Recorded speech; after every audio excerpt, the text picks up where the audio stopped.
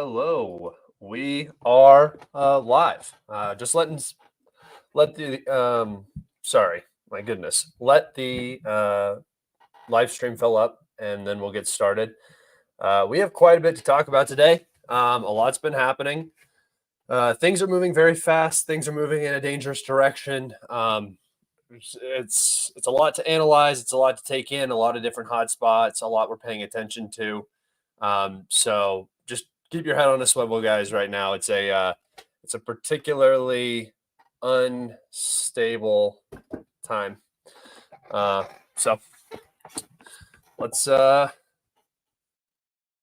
about it. We have had a very, very serious event, which is the primary focus of today's live stream. I'm sure you guys have a lot of questions about it. There was a Israeli strike on the Iranian Consulate in Damascus, Syria. This is a violation of international law by all means.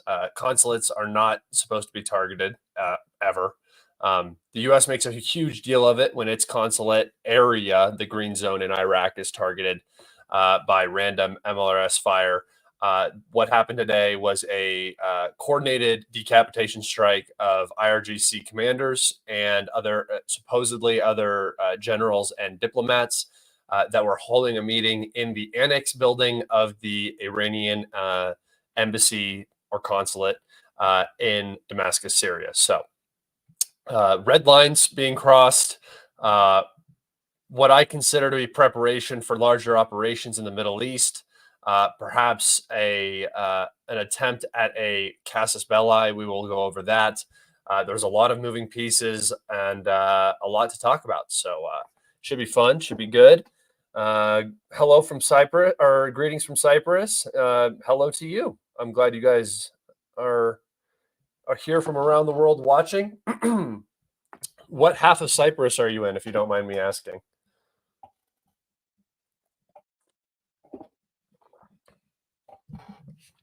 Quick question. Are kids in the U.S. aware who bombed Hiroshima, or is it not in the books? No, we do know. It's just history in the U.S. is very weird. I'll actually save this question for later.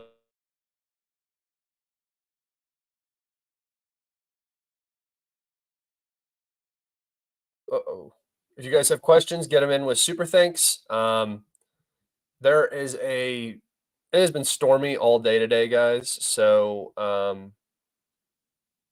is the thing messing up? Yeah. I'll wait for it to come back, maybe. I can tell something's wrong. Let's see. Let's hope it comes back. I'm from the Southwest United States. All right, here we go. So when does the UN meet to discuss Israel nukes? Yeah, good luck with that one. Good luck with that one, friend. All right.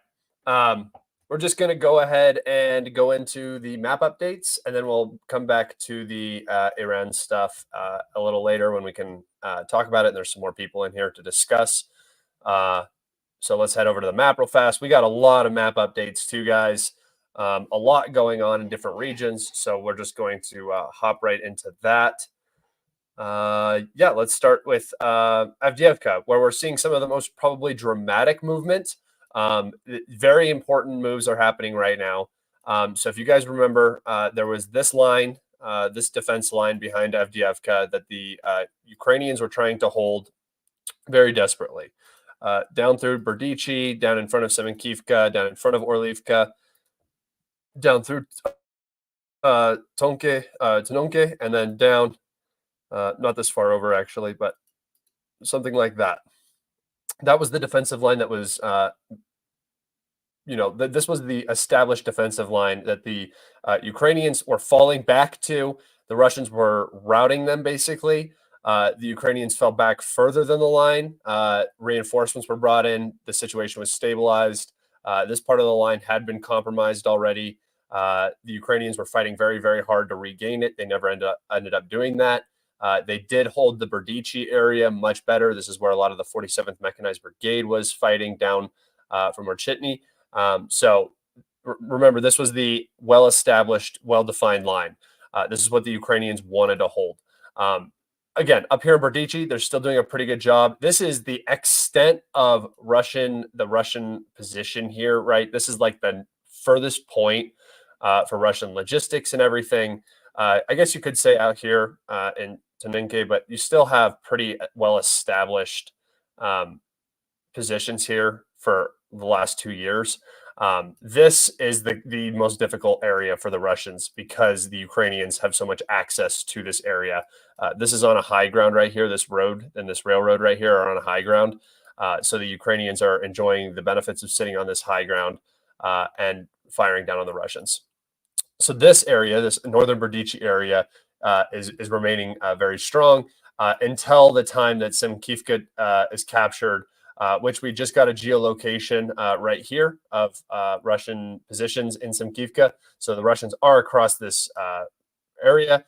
If you guys know, the Ukrainian fighting positions are, I believe, in this tree line here. Yes, in this tree line here, and then in this tree line here. Yeah, this tree line here. So the Russians are making progress. They still have to break through, the very rear end of this fortification. Once this is done, then Berdichi should be captured by the Russians. Now down here to Tenen, where we have the most Russian movement. It's almost not even Tenen anymore. I'm going to start calling it the Umansk direction. If you guys remember, these two fields yesterday were captured by the Russians. Today it is this field section and then this large chunk, which I did just turn. So it was previously just this, right? This section was the Russian advance in the northern area of Pervomaisky. That has now expanded to this entire area north, this section, the field, and that just makes sense, right? There's no way that there's no roads really in here that the Ukrainians can use once this was cut off. There's no way to keep this supplied. So expect most of this area to fall. I posted a map, and I'm going to show you guys. Actually, I'll show you right now because I feel like it. Let's go bookmarks. I'm going to take you over and I'm going to show you guys some topographical maps of this front line just because I believe it's important. Okay, so here we have the, here's Stepove, here's Tenen, here's the Russian lines. They have not been updated down here. The Russians have advanced out into this area, but you can see what the Russian plan is. They're taking all of the high ground, right?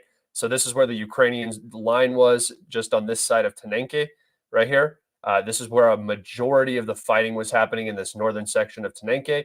You can see why. They wanted to defend this high ground with everything that they possibly could. Once that high ground fell, the Russians now look down in every direction. So the Ukrainians are withdrawing back to more advantageous positions. And this open field area, like I said, I think 3 or 4 days ago when I live streamed, I said, guys, watch. As soon as the Russians get through this line, they're going to open up and this is going to flower out. And then you're going to have pressure on Umansk. And then most importantly, over towards this reservoir over here. And that's exactly what you're seeing. And then up here is the Berdichi-Simenkivka line, and this is what I was talking about again. If you guys don't know what the Russian plan is, go look at a topographical map. They follow it every single time. It's the most important aspect of like the tactical side of the battlefield for the Russians is always maintaining positions on the high ground, which is not a bad idea. So here you can see where the Russian positions are in Simkivka. The goal is obviously to push out through these fortifications and then down onto this high ground where there are no fortifications, doing the exact same thing they're doing right to the south of this, which is the one I just showed you. So we have this one, which is Tenen, just to the south of the one I just showed you. This front line runs right up into Simenkivka, which is like right up here. All right. Take you back over to the map. because we have another pretty large update. I'm actually going to come down to Nova Mahilivka. I think this happened yesterday too, so I haven't talked about this. Uh, I do believe I have talked about this. The Russian forces have expanded out of this industrial area. This industrial area was the line of defense that the Ukrainians were holding in Nova Mahilivka. Once this industrial area right here, I guess it's more like warehouse area, ended up falling to the Russians quickly expanded out through this open area, matched up with this reservoir, probably, I mean, most likely due to a Ukrainian withdrawal, right? There was no longer positions. Once they were forced out of here, they have to cut back across, go to set up positions in this northern area. But in this northern area, you're talking about very sparse housing, like civilian housing. So it's not the best for defensive positions. And this whole front is beginning to look very, very bad for the Ukrainians. Again, we have another advance, another Russian assault through these fields. We have a geolocation somewhere. Let me see. I geolocated it right here. So we have a geolocation, Russian assault. This puts the southern end of Nova Mahilivka in a very difficult situation. Again, you're well within ATGM range of this supply route that runs into town, less than a mile, almost in rifle range. I mean, this is a very, very bad situation. The only area that's probably still being maintained is some defensive line around the pond like this, maybe up like this, something like that. And they're trying to hold some bits of Nova Mahilivka, because what happens after Nova Mahilivka falls is not good for the Ukrainians.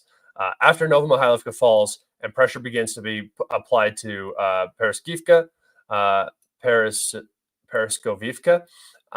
this entire northern defense front for the Ukrainians is going to be pressured incredibly hard by the Russians. It already is. If you look at FIRM's data, which is the satellite data that tracks fires, basically large fires, you can see that this area is just burning all the time. There's so much fighting happening right here.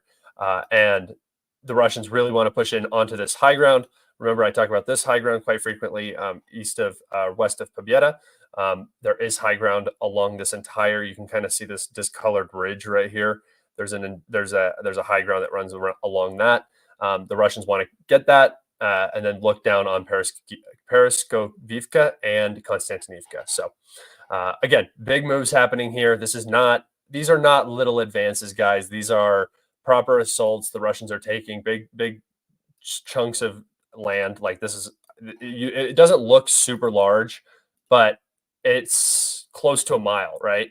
You're talking about close to a mile of gain for the Russians in certain areas, which is unheard. I mean, it's just not like we haven't been dealing with this. I've put more green on this map. I mean, like even like the fall of Avdiivka was not as chaotic in terms of progress. I put progress here today. This progress is from this weekend. The Russians are also advancing in Horivka, where they've made it to the school. I already did that update. And then up here towards Bakhmut, which is our final major advance, the Russians pushed out through this field and captured the very, very large trench network right here that the Ukrainians were holding. It's kind of like this way a little bit, but very, very important. And over the coming days, you're going to see the beginnings of the battle for Chasiv Yar. Now, this section of Chasiv Yar is isolated. I'm going to actually go over to my Twitter again and show you guys a map. Oh, hold on. We got a question. Oh, wait, no, never mind. Let's go over to the Twitter. Yeah.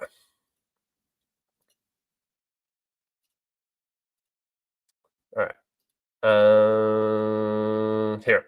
Okay, so I did this illustration myself, but this is based off the Ukrainian fortifications in the region. So you can see the largest fortification, the most complex fortification, has been captured by the Russians.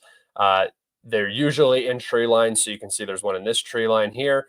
The next set is in this tree line, but these are rather small. These are just two small entrenchments. And then back over in front of the beginning of the the first area of Chasiv Yar. There's 2 small defense fortifications, and then you can see that this is another very, very large defense fortification on the actual canal right here, which is smart. This is a physical barrier. It's going to be hard for the Russians to cross with any significance for a while, probably, once they meet it. There's going to have to be heavy bombardment of this region, basically leveling this out, perhaps collapsing the canal to the point where they can drive over it, something like that. I don't know. We'll see what ends up happening. But yeah, the battle for Chasiv Yar is likely about to begin, guys. So that's a pretty major update. Very, very close. And then I think that's it. Yep, that's it for updates on the map right now. Let's just head out of the map. I can always come back to that. Yeah, if you guys have any questions, get your questions in. We can start talking about the Iran strike. I think it's very, very, very, very dangerous situation we're getting ourselves into. I mean, the human race. So here was the strike. You can see this is the embassy of the Islamic Republic of Iran. This building and this building are, I believe, connected. They are both technically on the Iranian Consulate grounds. So this is a strike on Iranian soil, by the way. That's why this is such a big deal. Consulates are supposed to be protected areas for diplomatic missions. This is, I mean, maybe they had information that there was something non-diplomatic going on in here, but it just seems like a really good opportunity to kill a lot of very, very high-ranking IRGC commanders. They thought that they would be safe in the protection of the embassy. That is not the case anymore. Israel does not play by any rules. I made a tweet. I said, when was the last time Russia struck an embassy? Can somebody like intentionally targeted and absolutely leveled a embassy? Because this is what a terror state does. They don't follow international law. They do whatever they want. They just keep going, right? This is what they do. So this is not a good look internationally. This is going to play horribly. We're going to talk about why they potentially did it. There could be multiple reasons. And here's a photo of the building. So the whole building is gone. Yeah, it's not. I don't know, man. This is so bad. This is so bad for Israel. This is so bad for the situation in the Middle East. This is going to spur likely a very steep reaction and escalation. Not an escalation. I mean, this is an escalation right here. A response from the IRGC, whether that is from the Houthis, from the, from Hezbollah, from, their militias in Iraq. We don't know yet. They're talking about potentially arming a militia in Jordan as well. So that could also be a response. There's a lot going on.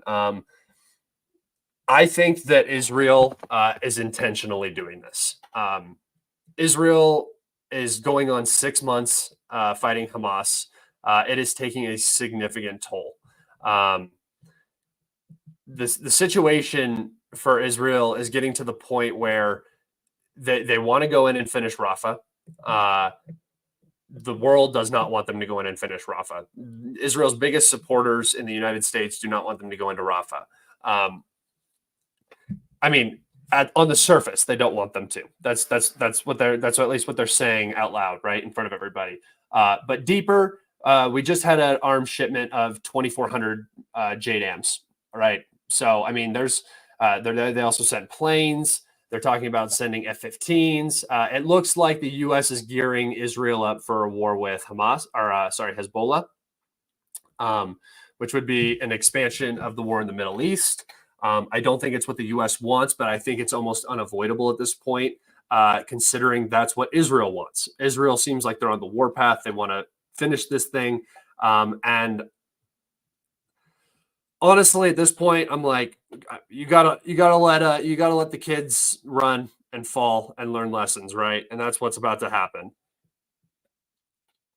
Because Israel is not in a position to go fight Hezbollah in southern Lebanon. They are losing the war in Gaza. I mean, they're destroying everything. So you could technically say they're winning, whatever. Hamas was not going to win that war by any means. There was only one way Hamas won. And that was if they baited on October 7th, if they went in and they baited the largest overreaction in human history and created a genocide of the Palestinian people that they're supposed to represent. It's why I don't like Hamas, and it's why I don't particularly like Israel. I don't really see them as being that much different than each other, honestly. Hamas did a horrible thing on October 7th. Horrible. And Israel could have sat there and used that event to completely delegitimize Hamas, get all of their aid support pulled. If Israel would have acted like a mature adult, if Israel would have done a full investigation like Russia's doing right now with their terrorist attack in Moscow, right? They would not have to. I think that they could actually be winning this war against Hamas. What has instead happened is they are going to win the war. They're going to destroy Hamas. Hamas is going to be, destroyed. That's not the question. That was never the question. That was always a guarantee if Israel reacted, right? They were never going to win the fight. The goal was to fight this asymmetric war against Israel, who has air superiority, right? Has all that stuff. And bait them basically into a genocide. It's exactly what Israel did. It's what they're going to do. They're going to finish off Rafah, which has over 1 million people in refugee camps. They're bombing hospitals. They're losing the world, right? And the U.S. is losing the world as well, but with their continued support. Everybody can see it. And people can disagree with me. I don't really give a shit. Everybody is saying this. The U.S. is saying this. Europe is saying this. Let's just talk about American liberals are extremely unhappy with the Biden administration. Whatever you think about American liberals, it doesn't matter. That's his voting base. They are unbelievably upset with how he's approaching this conflict, right? He's not sticking by his own red lines. He said the invasion of Rafah would be a red line. Israel's already striking Rafah, already killing people. So what you can disagree with it. You can have your own biases, your own opinions, but at the end of the day, Israel is not winning in Gaza. It was not supposed to take 6 months. That's period. This was not supposed to take 6 months. You can tell by the way they planned it. It was not supposed to take 6 months, right? And people arguing. This is why I don't really talk about Israel, because people are just, they can't, nobody has any ability to like self-reflect and actually just step back and remove your emotion and look at what actually is happening and say that both sides are bad and they're not doing the right things, right? It's not hard to do, guys. And now with this situation, Israel knows that they're under extreme pressure. Netanyahu is not popular right now. He's not popular with the United States. He's not popular domestically. And if you guys remember, before October 7th, there was massive underlying issues domestically in Israel. There was judicial reforms. Netanyahu was in a very, very bad situation. October 7th saved him. And now it's going to be, I mean, it's turning out worse and worse and worse the longer this goes on.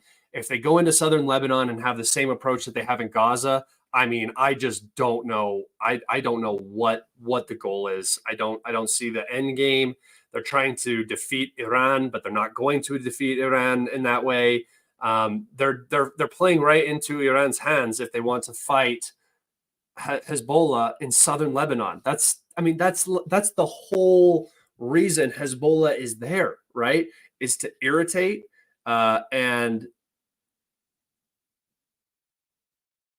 fucking. People are so annoying. I'm just reading chat. Sorry, people are so annoying. I'm I'm not even. I'm not taking a side or anything. This is not like this one. Like this one. It's all good, Scott. You have a typical American opinion about Israel. No, I have two human eyes, my guy. I have two human eyes. I just open them and see exactly what's going on. I don't give a shit about this region of the world, to be honest. I don't have cultural connections there. Like I said, I'm not like super religious. I don't understand fighting and dying for sand. Doesn't make sense for me. It's not my business. I don't care. I'm looking at this as a neutral third party, and I'm just saying exactly what I'm seeing. And if you don't like that, that should be very, very concerning to you. And I'm not talking about the person who commented. I don't know the context of that comment. I'm just saying it's not a typical American perspective. It's just a perspective via observation.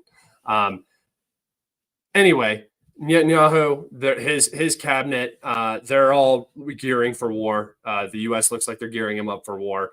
And with this strike on the Iranian consulate, I mean, I honestly at this point, I don't see how it's avoidable at this point. I don't. This is a horrible red line to cross.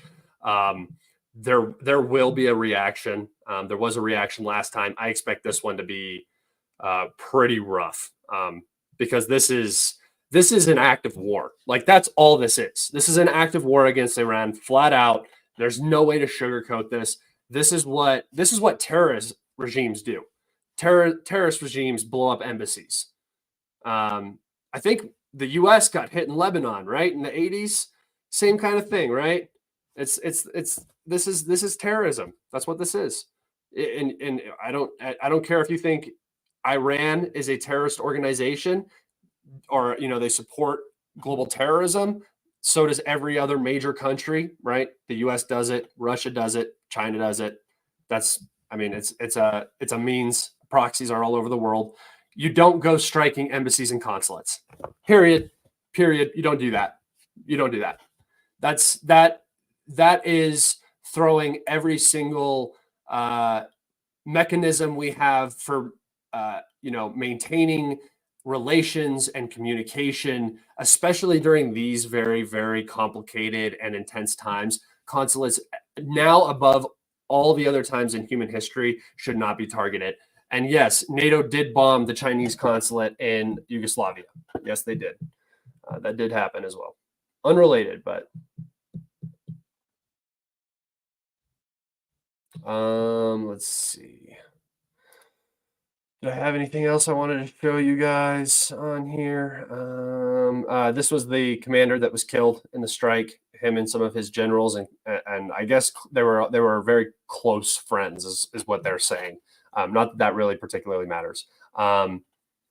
Actually, I think I'm kind of done talking about Israel. I just don't care at this point. They're in a FAFO situation.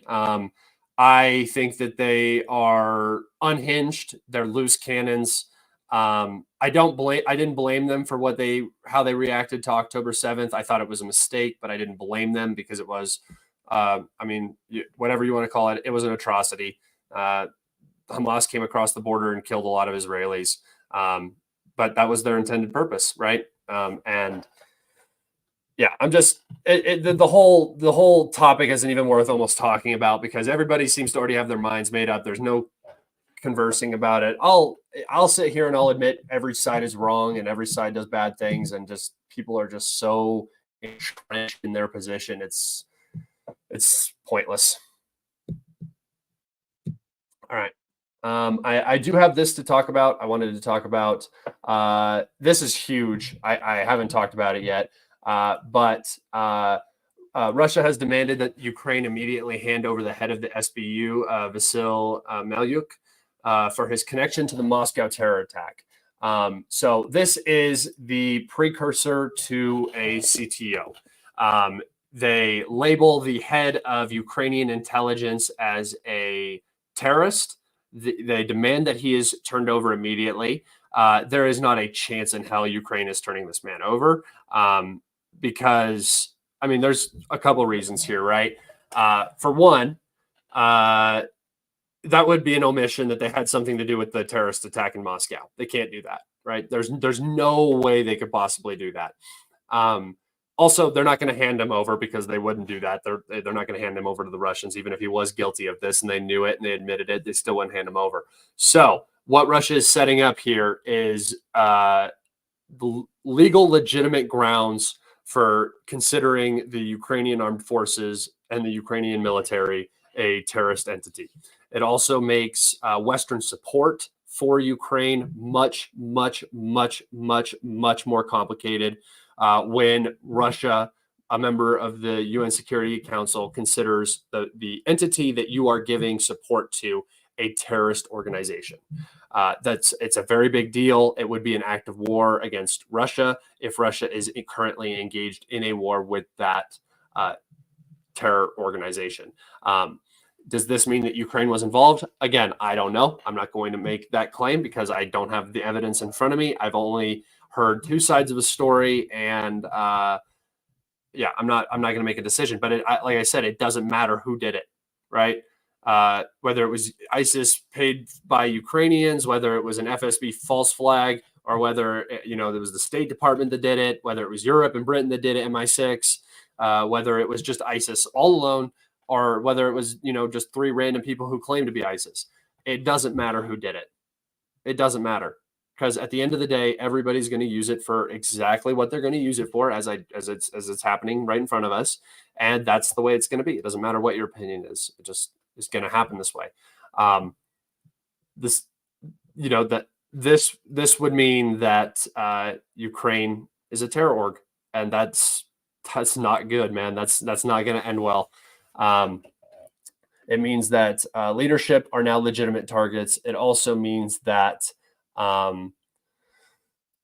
infrastructure is legitimate targets. Anybody supporting the terrorist regime will be warned and will be considered a legitimate target. I mean, this is just it's a lot. This is a huge shift in policy towards Ukraine, and it's the first steps in a transition from an SMO to a CTO. So something definitely to watch with this. Also, the Russian Ministry of Foreign Affairs stated that the terrorist attack on Kharkiv Hall led to Ukraine. Russia is now demanding that Ukraine immediately stop support for terrorist activities, compensate the damage caused to the victims, and also arrest and extradite to Russia all of those involved. That is pretty big news. That's major. Again, like I said, it doesn't matter what the truth is. It doesn't matter what happened. Everybody's going to come out and say what they're going to say. I think the U.S. really screwed themselves over by instantly coming out and saying that it wasn't Ukraine. I said that right away. I said, why? How do they already know? The bodies are not even cold, and you know who done it. I mean, it's ridiculous. The building was still on fire, and they were saying Ukraine was definitely not involved. There's no way. Wait a second. Wait for the Russians to do their investigation. When the Russians make the claim, then you come out and say, no, Ukraine had no involvement, or we don't see that Ukraine had any involvement. Instead, they just basically told the Russians that the Ukrainians did it. They said, nope, Ukraine is definitely not connected. ISIS-K alone. So, I mean, come on. That's so stupid. That's so stupid. Yeah. They also didn't share their intel. I don't know if anybody is saying that the U.S. shared their intel about the situation. No, they gave out a general warning. They did not share any intel. But yeah, that's what I had to talk about today, guys. If you guys want to ask questions, go ahead. Ask some questions. Let's get it going. We'll go into relaxed stream mode now.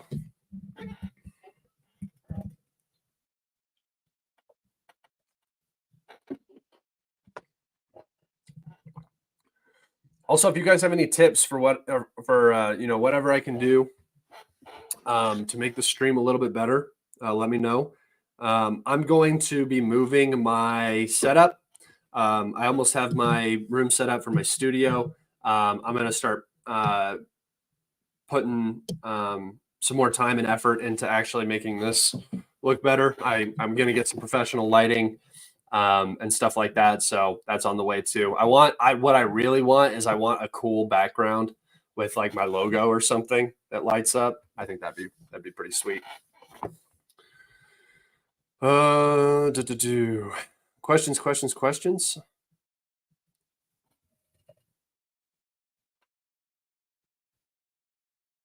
Yeah, this is exactly true from Clown. Hey, Clown, if you want to come on, you can come on, dude. If you're at work, let me know. If you want to come on and talk a little bit. Because your country just got smoked by the Israelis. So, I mean, I guess it's technically Iran and not Syria, but that's okay. Get some makeup, Scott. Do I need makeup? Do I need like a makeup person? Bros, I'm ugly. It's okay. You just got to accept it. We're ugly. We're always going to be ugly. Yes, Moldovans are sending Ukrainians back to fight in Ukraine. There is multiple border teams, both in Poland and Hungary and Romania, that work and send on both sides of the border. Yeah, exactly. The West immediately coming out with accusations or self-denials is a self-admission. Yeah, it is. It's such a bad move. You can tell how it just seems like so inexperienced. That's such a green move to come out and immediately say that it wasn't Ukraine. I mean, give it time. Just don't put yourself in a spotlight ever. It's a good rule for life, guys. If you ever are trying to avoid doing extra work, doing there's like rules for being lazy. One of them is being as unnoticeable as humanly possible. Everybody, make sure everybody just kind of likes you and ignores you. That's the way to do it.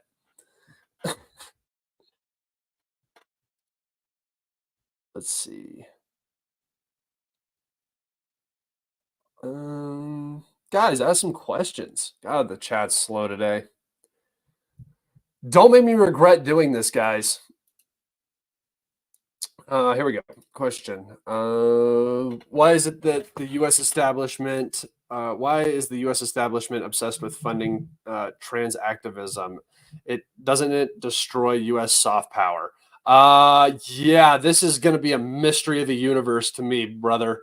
I don't know what's going on because Biden isn't a Protestant, right? He's a Catholic, right? He's a Catholic, right? He did this on purpose. This is like the most intentional thing I've ever seen. I don't mind a trans visibility day. I'm whatever. I'm such a live and let live kind of guy. Like I think the world is much better when you go about life that way. As long as they're not, as long as people aren't evangelizing, their causes, I don't care. You don't push it on me. Don't make rules that force your stuff on me, which I know is what's happening with some of this trans stuff. And I get why people are upset about that because it's an infringement of rights and infringement of your culture and all sorts of different things. But for me, like I said, I don't really care. Not my problem. People can go do what they want to do. I think culture, I think sort of the ebb and flow of human society is always that there is going to be cultural decays and then cultural renaissance, cultural decays, cultural renaissance.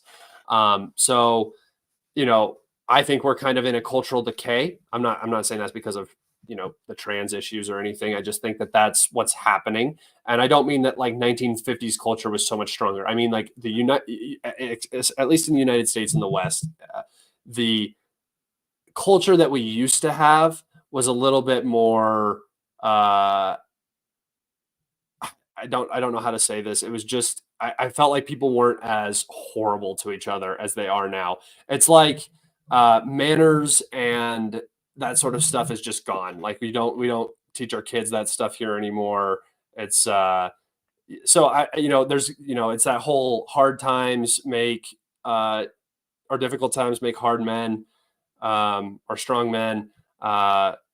Weak times make or easy times make weak men. That whole thing. That's what's going on right now, and we are in the easy times making very very weak men. That's what's happening, right?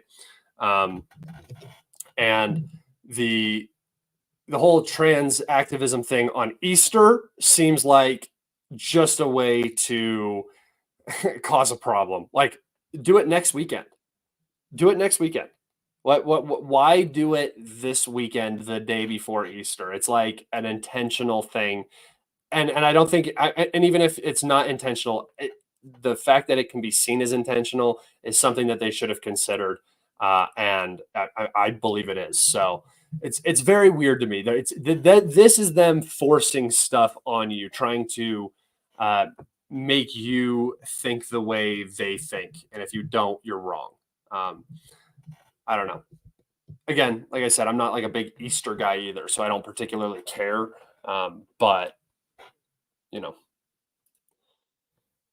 let's see. Question: what do you think about Serbia's participation in the BRICS summit and possible membership as the first European country? The more the merrier. I don't know. I think it would have horrible consequences for Serbia.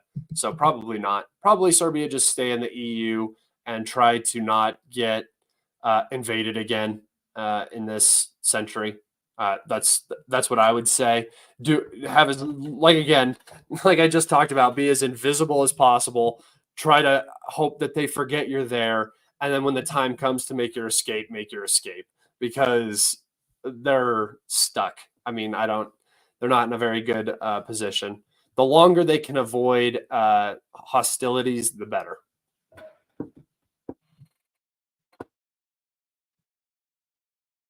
Yeah, this is one issue that I have with the whole Judeo-Christian holiday cycle, is it's very pagan. It's very weird. Like Christmas, you bring a tree in your house. That's what Germanic pagans did.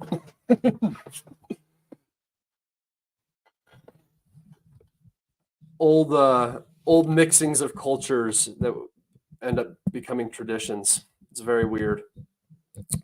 That's for like an earth god. Get your questions in, guys, or I'm going to wrap it up here.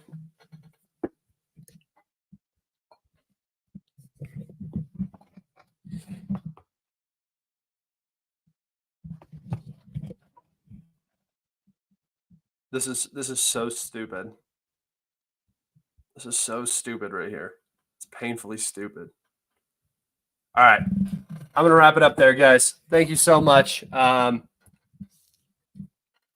hope that I'm going to have a stream tomorrow. Like I said, I'm going to be moving my stuff. Hopefully I can get that done and get that room set up.